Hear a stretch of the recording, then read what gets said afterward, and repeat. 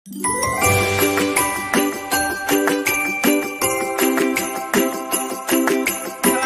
malam, berjumpa kembali bersama saya Wong Ganteng sak donya. Mohon untuk tidak menyebutkan nama dan identitas dalam percakapan ini karena percakapan ini saya naikkan dalam konten YouTube. Bagaimana Mas? Saya oke, gak apa-apa. Saya tidak menyebutkan nama dan alamat ya. Jangan disebutkan nama dan identitas siapapun dalam percakapan ini. Silahkan monggo, sampean mau nanya apa? Atur suwun.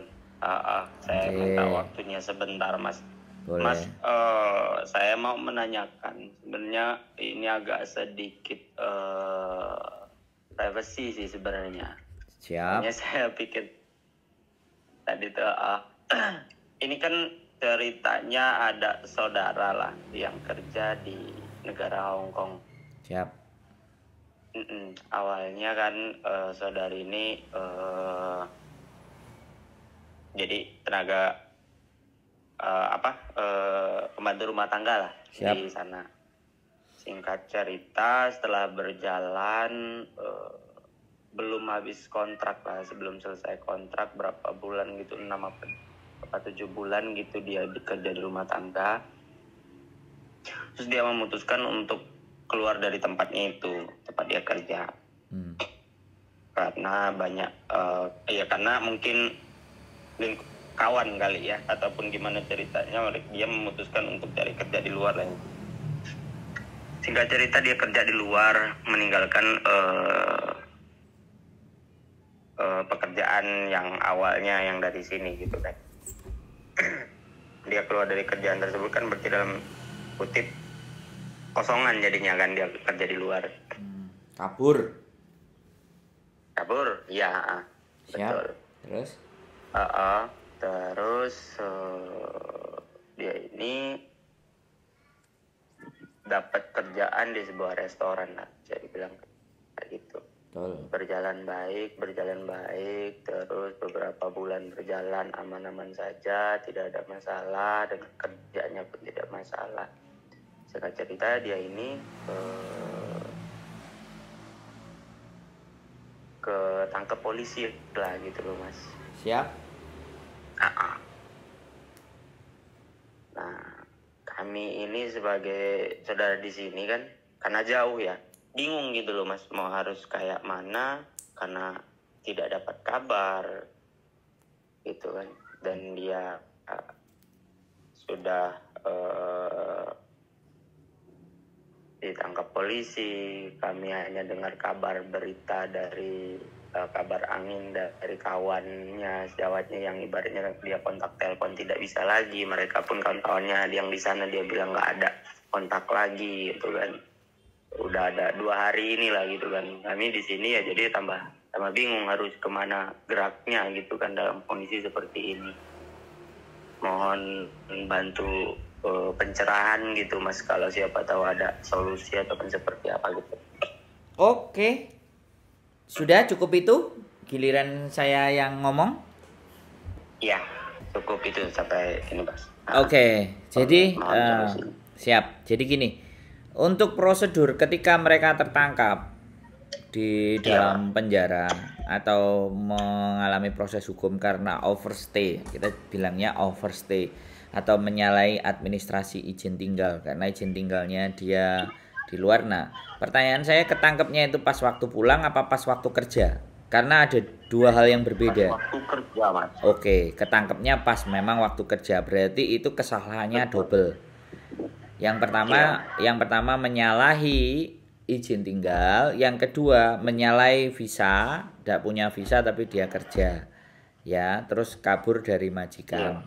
Keluar dari majikan itu nggak tahu sistemnya, keluar dari majikannya dia langsung keluar atau dia ngomong baik-baik ke majikan saya mau break atau saya mau pamit. Nah itu kan sampean tadi tidak menjelaskan, tapi itu tidak penting, yang sudah. Yang terpenting adalah fakta dan kenyataannya hari ini tidak bisa mendapatkan kabar dari beliau, dari si mbaknya. Oke, caranya yang pertama adalah siapa anggota terdekat dari keluarganya. Kalau dia perempuan mungkin suaminya, atau kakaknya bisa ditunjukkan, suaminya bisa bisa ditunjukkan ke KJRI. Boleh inbox ke fanpage-nya KJRI atau nelpon. Yang saya tahu cuma ada 2 nomor, kalau nggak 3 nomor silahkan sampean nanti tak kasih 3 nomornya dari KJRI, sampean silahkan hubungi, sampean kirimkan kakak sampean dan sampean selaku apanya, terus bisa nggak memohon informasi atas keberadaan mbaknya ini. Karena siapapun yang tinggal di Hong Kong dan bermasalah hukum, itu datanya pasti ada dengan KJRI. Satu itu. Oke, itu yang pertama, solusi yang pertama. Solusi yang kedua adalah, bukan solusi yang kedua, keterangan yang kedua adalah setiap mereka yang masuk penjara itu selalu diberikan kesempatan untuk menuliskan surat, mengabarkan kepada keluarganya kondisinya dia seperti apa. Walaupun dia di dalam sel, dia diberikan kesempatan untuk nulis, mengabarkan, menginformasikan, dan memberikan kontak person yang bisa dihubungi pada tanggal berapa atau bagaimana, atau bisa dijenguk oleh siapapun. Itu dia mengabarkan ke keluarga dan dia diberikan kesempatan itu. Kalau dia memutuskan untuk tidak menulis, artinya dia sendiri yang memutuskan untuk tidak memberikan kabar ke orang-orang terdekat di rumah. Jadi solusinya ya ke KJRI untuk mencari, untuk menanyakan atas nama siapa bla bla bla bla, namanya siapa. Itu yang pertama begitu. Yang kedua, yang berikutnya, mbaknya kemarin itu ke PT mana? Sampean bisa datangi PT-nya. Ya, silahkan didatangi PT-nya, ditanyakan keberadaannya. Karena PT itu adalah gerbang pertama pada saat sampean berangkat ke Hong Kong. Istri sampean berangkat ke Hong Kong itu kan mesti melalui PT itu. Atau melalui sponsor siapa? Sponsornya cari. PT-nya mana? Tanya ke PT-nya. Atas nama istri saya ini saya tidak bisa menghubungi. Bagaimana PT? Bisa nggak PT itu mencarikan informasi atau bertanggung jawab atas keberadaan istri saya ini masih hidup atau bagaimana atau seperti apa? Bolehkah saya diberikan keterangan? Nah begitu mas. Karena dia kan bayar potongan sama PT dulu. Bukan berarti selesai potongan tanggung jawabnya selesai. Bisa dipahami nggak? Halo, masih? Bagaimana sinyal sampean? Halo? Halo. Nah, sudah. Nah, dari beberapa rangkaian yang saya berikan penjelasan ke sampean, menurut sampean ada yang perlu ditanyakan lagi nggak? Cukup sangat jelas mas. Terima kasih banyak mas solusinya. Nah, jadi itu seperti yang itu. Saya pengen gitu kan. Betul. Jadi saya ada pencerahan harus kayak mana saya bergeraknya. Betul. Nah, nanti diingetin kalau habis ini saya bisa ngirim nomornya dari KJRI yang bisa sampean hubungi, silahkan. Kalau 3 nomor tidak bisa dihubungi, silahkan ke fanpage. Karena begitulah pemerintahan kita, aku nggak ngerti terhadap kekhawatiran. Makanya ditekannya kalau di KJRI kita nggak bisa dapat info, maka kita langsung ke PT. Nyari infonya ke PT. Semuanya dicoba. Mana yang bisa. Karena mbaknya sendiri tidak kooperatif untuk mengabarkan keberadaannya kepada sampean. Yaitu kan saya ndak ngerti ada masalah pribadi atau masalah apa kan saya ndak ngerti mas. Itu sudah bukan ranah saya untuk membahas ya. Ketika dia tidak memberikan informasi ke keluarganya, itu haknya dia. Dan saya nggak ngerti kenapa dia begitu kan, seperti itu ceritanya. Jadi sampean ngejarnya, nanti tak kasih nomornya KJRI sambil Facebook fanpage-nya KJRI Hong Kong, sampean juga inbox, sampean kirim gambare kakak sampean, terus sampean tuliskan bahwa sampean selaku suaminya yang tertera di sini, kakaknya semuanya menanyakan bagaimana kabarnya satu, yang kedua ya PT, sampean kejar di PT, sampean datang ke PT. Jadi kalau PT nanti ngeyel ABCD bla bla bla bla loh. Kamu yang memberangkatkan istri saya loh. Masa kamu nggak bisa tahu keberadaannya dia dengan majikan yang mana? Walaupun dia kabur atau apapun, kan saya memberangkatkan taunya kan kamu. Kamu yang harus membantu saya untuk mencari informasi. Jangan lepas tangan aja, istri saya bayar potongan sama kamu berapa? Bilangnya gitu. Nggak mau laporin polisi, nggak mau memberikan penjelasan atau keterangan kepada pihak keluarga. Lah, gitu ceritanya. Makanya kalau ada juga BPJS ketenaga kerjaan itu keras juga, kita juga bisa minta keterangan. Wong kita juga bayar kan kayak gitu. Ini ketenaga kerjaan, dia di sana bagaimana? Walaupun posisinya salah, saya mencari mendapatkan informasi kan boleh. Dan Anda harus bisa memberikan informasi yang saya butuhkan karena ini menyangkut perusahaan Anda. Nah, keren gitu, Mas. Sip? Siap. Cukup? Siap, Mas. Ada lagi? Sip. Cukup, Mas. Terima kasih banyak, Mas. Yes. Sangat membantu, Mas. Iya, Mas. Iya.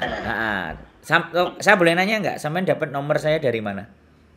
Dari YouTube, Mas. Oke, siap. Boleh ditonton channelnya YouTube. Nanti kalau kurang jelas bisa diulang kembali. Oke, Mas. Siap. Iya. Sehat selalu, Mas. Matur nuwun, Mudah-mudahan Mas. ketemu Ya, solusinya sehat selalu, buat Mas. jenengan dan keluarga. Iya, Mas. Matur sembah nuwun. Siap. Assalamualaikum. Assalamualaikum. Waalaikumsalam warahmatullahi wabarakatuh. Oke, guys. Hah? Oke, guys. Jadi inilah ya. Sekali lagi kejadian ini nggak 1 kali, 2 kali, 3 kali, 4 kali, 5 kali, 6 kali, 7 kali, 8 kali, 9 kali, 100 kali pun ada yang nanya ke saya akan tetap menjawab. Karena tidak semua orang menonton konten saya dan tidak semua orang punya empati untuk nge-share konten saya. Karena kalau teman-teman nanti nge-share konten saya, yang ada dalam benak dan pikirannya teman-teman adalah kok kenaan, kok nyimut mensandro. Nah, gak apa-apa ya. Intinya tidak ada masalah. Apapun pertanyaan, mau 10 kali, 20 kali, 30 kali, 50 kali tetap akan saya jawab. Sekali lagi, masnya kemarin sudah tadi malam nelpon, sudah kebingungan mencari informasi tentang istrinya. Dan hari ini kita angkat teleponnya, nanti kita kirimkan nomornya KJRI. Jadi supaya masnya bisa mencari istrinya, menghubungi kontak person yang saya punya, ya kan. Jadi tak kirimin beberapa nomor, nggak tahu dia nanti mau wis. Jadi seperti itu ya teman-teman semuanya. Apapun ceritanya, monggo sampean cerita ke saya. Dan sekali lagi, namanya juga penjara, namanya juga Hong Kong, itu pasti teman-teman yang tersangkut masalah hukum itu pasti KJRI mengetahuinya. Tidak akan mungkin lah KJRI tidak mengetahuinya, tapi ya nggak tahu. Kira-kira nanti ketika masnya bertanya, apakah langsung bisa dijawab. Nah itu, jadi monggo silahkan ditanyakan kepada pihak yang berwajib. Siapa yang berwajib? KJRI. KJRI pasti tahu keberadaannya. Siapapun orang-orang yang masuk ke sel, orang-orang yang kena hukum, kejerat hukum, itu pastinya KJRI itu dihubungi sama kantor polisi di Hong Kong. Ini anak buahmu ketangkep gini. Nah, seperti itu. Jadi ya wis. Gitu dari saya, mudah-mudahan bisa memberikan jawaban, bisa memberikan pencerahan buat yang bertanya. Itu saja dari saya. Keep stay tune my YouTube channel and see you next video. Bye bye.